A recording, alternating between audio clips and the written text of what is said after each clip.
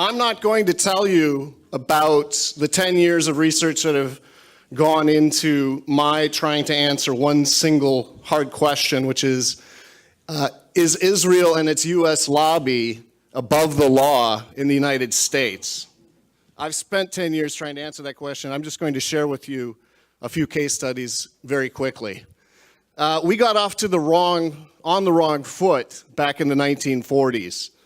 If you look closely enough, you can see ongoing damage from that poor launch, in which the United States was visited by the government in waiting, the Jewish agency led by David Ben-Gurion, and rather than do anything else, they set up a vast illegal smuggling network through an archipelago of nonprofit organizations that were there specifically to steal World War II surplus and channel it to Jewish fighters in Palestine.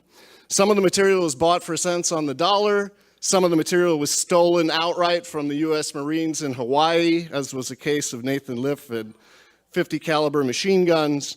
Materials and manpower for Palestine stole the entire list from the U.S. chaplain so that they could recruit more effectively in sending veterans of World War II to fight in Palestine. The Sonnenborn Institute, which was organized by a former Zionist Organization of America chair, was very effective in channeling via second and third countries all sorts of tank ammunition, aircraft, explosives, and was able to get it for pennies on the dollar, completely in violation of the Arms Export Control Act and all sorts of laws, including the Neutrality Act. They cared little about Americans shipping material inside of boilers, inside of mismarked boxes, dropping onto piers in New York. They didn't care about that because they had a higher purpose. That purpose was to win a state, and they were successful.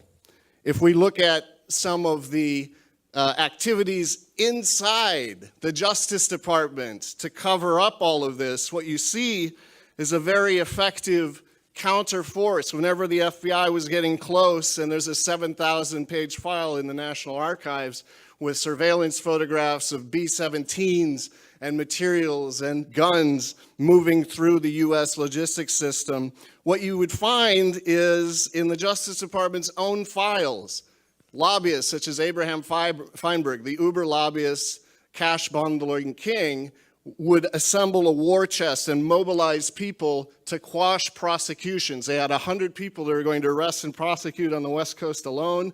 Never happened. There were only a handful of people who actually suffered any felony convictions, relatively low-level people. The big fish of the Jewish agency, Nahum Bernstein, writing the checks from New York, never indicted. And this was because there was a vast amount of influence over the president, a vast amount of access to the Justice Department Attorney General. And so the basic advice and consent rights of Americans were fundamentally undermined. They had no choice. They had no say in what was happening to this military equipment. That had been decided for them, and the necessary prosecutions didn't happen. Hank Greenspun, he has a balcony on Pennsylvania Avenue named after him at the museum, became rich smuggling weapons to Palestine. He offered $25,000 to many people in Washington to quash those prosecutions, only got a felony. Well, some of these people graduated. One of the biggest problems in Pennsylvania right now is this. There is one plant that lost more highly enriched uranium, weapons-grade uranium, than any other nuclear fuel plant in the United States. It just happened to be run by two Zionist Organization of America officials, Ivan Novick and Zalman Shapiro, and a smuggler from the 1940s network of smuggling, David Lowenthal, who was very active with Israeli intelligence. So what happened to NUMEC? It was constantly inviting in the top spies from Israel to visit the plant. In particular, Raphael Eitan, who would later run Jonathan Pollard, and a number of other extremely effective covert operations people. There were eyewitness accounts of Zalman Shapiro and other people sealing weapons-grade uranium into irradiators for shipment to Palestine on an accelerated, to Israel on an accelerated basis. And the amount of material unaccounted for today is 339 kilograms. They lost 2% of the entire throughput when Shapiro and the ZOA crew were in charge. It only went back down after they were forced out of ownership. What happened in the LBJ, Nixon, and subsequent administration? The record shows they were fearful of the political consequences of going after these people. They tried to move them around. They tried to assuage their concerns. But there are others who are more forthright. The CIA chief of the Tel Aviv station said, Numik was an Israeli operation from the beginning, and that is exactly what the record shows. Unfortunately for the people who have to live in the environs of a defunct weapons smuggling plant, they're facing a $500 million U.S. Army Corps of Engineer cleanup, and their water and township is completely polluted. There were a few questions about the connections between Israel lobbying groups and foreign principles. Abraham Feinberg was also extremely effective providing seed funding to AIPAC, writing various checks. He also was the head of the organization that was, according to Abner Cohen, the prime organization for putting together fundraising for Israel's nuclear weapons research, the Weizmann Institute. He would also give money to AIPAC, which would write helpful articles such as Israel could never become a nuclear power, running a counter-propaganda ring whenever the U.S. was looking too closely. Now, there was a good question this morning about the 1938 Foreign Agents Registration Act. Why are Israel lobbying organizations, which are closely coordinating with foreign principles and in some cases receiving money, able not to be as transparent as other organizations that are lobbying for foreign principle? Simple fact of the matter is, when ordered to register, they don't. They fight it. When forced to register, they undergo a transformation into something else and continue their operations. And there's no better case of that than the case that led to the creation of AIPAC. But first, the Zionist organization was ordered 7 times to register because it was a subsidiary of the World Zionist Organization. But they, according to Justice Department documents by underlings, got to the AG who said, I'm not going to enforce the law. You don't have to register. You don't have to be transparent in your communications. They also got to the biggest attempt to register Israel lobbying groups in America, which was in the 1960s, when the Senate Foreign Relations Committee and the Justice Department, concerned about overseas provocations dragging America into war, they cited in their chartering investigative document the Lavon affair twice, in other words, Israel twice, as being provoking activities that would draw America into unwise overseas interventions. And so they decided to raid the Jewish agency, to raid the American Zionist Council, seize documents, and saw that they were bringing in money from the Jewish agency for public relations and for publicity. So what happened? Well, they were ordered by the Justice Department to register as foreign agents in 1962. The unincorporated lobbying division, however, split off 6 weeks later and is still with us today.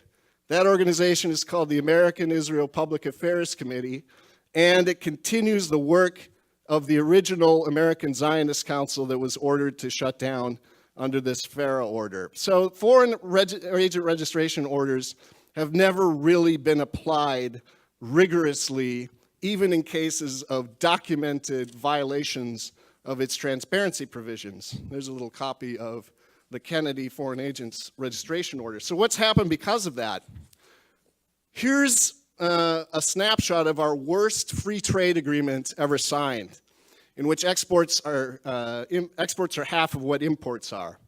This is the U.S.-Israel Free Trade Agreement. It was lobbied against by 70 organizations in the mid-1980s, including Monsanto, Sunkist, AFL-CIO. They didn't want to lower U.S. trade barriers to Israel. On the other side was AIPAC and a group of small organizations. They stole the trade secrets of their opposition, which had been given to the International Trade Commission, and used it against them in public relations and lobbying, and got a heck of a deal for being able to, once again, thwart American interests and get it their own way. It's resulted in a chronic $10 billion per year deficit. It's resulted in $100 billion cumulative deficit to the United States, and the question is, was it worth it? Well, yes, it created 120,000 jobs in a foreign country instead of here. It really transferred a lot of secrets to the Israelis about production costs, transfer pricing, and the Justice Department ultimately refused, even though they tracked it back to Dan Halpern of the Ministry of Economics, refused to continue the investigation when he claimed diplomatic immunity. So it's a bad deal, but it's not the only prosecution that's been thwarted. In December, we had declassified documents of the counter-espionage investigation of the ADL. The ADL back in the 90s had been investigated for holding FBI and other classified documents in a campaign that they were launching against pro-Palestinian and anti-apartheid activists, two of whom died under mysterious circumstances. But what the memos once again reveal, if you read them online, is that there was an intervention at high levels. The record reveals that two high-ranking Israeli generals were dispatched to talk to Janet Reno. She dropped the case. The espionage investigation died. 2005, the same thing happened. Two AIPAC lobbyists were indicted. They were using secrets to try to gin up a war with Iran. They were passing it to Glenn Kessler. Steve Rosen said he was trying to show that Iran was engaged in total war against the US in Iraq. And of course, the Obama administration and the judges involved didn't keep it in the system. So it's gotten to the point of ridiculousness. We have other documents revealing a smuggling ring in the 80s that involved not only Arnon Milchan, Hollywood producer, and Richard Kelly Smith, but also Benjamin Netanyahu himself working on the Israeli side. Where are these people now? Have they ever suffered any consequences for being involved in the documented theft of nuclear triggers called Critrons? No, Milchan was hiding out, at the Academy Awards, clearly there in the center picture.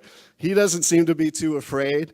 And of course, Netanyahu was with his favorite group here, AIPAC. The problem's ongoing. It hasn't gone away. Nuclear technology continues to flow from the United States, but we're not prosecuting it. We're disbanding them through regulations, or we're sealing off warranted criminal investigations instead of pursuing them, such as the case of Stuart Nozet. So my conclusion is there is no U.S. law that if it stands in the way of Israel and its U.S. lobby that cannot be thwarted, overcome, subvented, and the Justice Department in most cases collapses well before